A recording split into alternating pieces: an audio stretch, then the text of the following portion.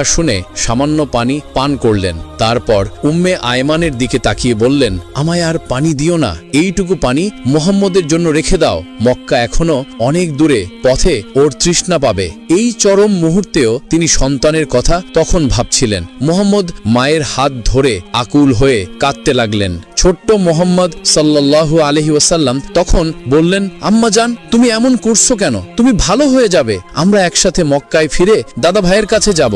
আমিনা তার দুর্বল হাত দিয়ে মুহাম্মদের গাল স্পর্শ করলেন। তার ঠোঁটের কোণে এক বেদনা বিধুর হাসি ফুটে উঠল। তারপর আমিনা বললেন, আমার প্রিয় মুহাম্মদ, আমি তোমাকে জন্ম দিয়ে ধন্য। আমি জানি আল্লাহ তোমাকে এক মহান কার্যের জন্য নির্বাচন করেছেন। তুমি হবে মানুষের পথপ্রদর্শক। আমি তোমাকে সেই আল্লাহর কাছেই সঁপে দিলাম, যিনি চিরজীবী, যিনি কখনোই মৃত্যুবরণ করেন না। কথাগুলো বলতে বলতে তার মাথাটা একপাশে ঢলে পড়ল, তার চোখ দুটি স্থির হয়ে গেল। তার মা আর দুনিয়াতে নেই।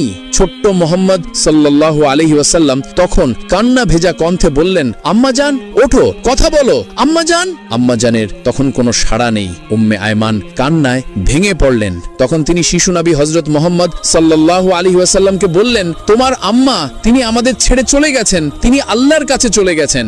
এই দৃশ্য দেখে ছোট্ট মুহাম্মদ সাল্লাল্লাহু আলাইহি ওয়াসাল্লামের পৃথিবীটা যেন এক মুহূর্তের জন্য থেমে গেল। যে বাবাকে তিনি খুঁজে পেয়েছিলেন কবরের মাটিতে, এবার সেই মায়ের কোলেই তিনি হারালেন তাকে। তিনি তার মায়ের নিথর দেহ জড়িয়ে ধরে এমন ভাবে চিৎকার করে কাঁদতে লাগলেন যে কান্নায় যেন আবওয়া পাথরগুলো গলে যাচ্ছিল। সেদিন সেই নির্জন প্রান্তরে উম্মে আয়মান নিজের হাতে কবর খুঁড়ে তার প্রিয় মনিবকে দাফন করলেন। এই দৃশ্য 6 বছরের এক শিশু পাথরের মতো দাঁড়িয়ে দেখল কিভাবে তার পৃথিবীর শেষ আশ্রয়টুকু মরুভূমির বালিতে মিলিয়ে গেল। ফেরার পথে একটি উট খালি, সেই খালি উটটি যেন এক জীবন্ত শূন্যতার প্রতীক।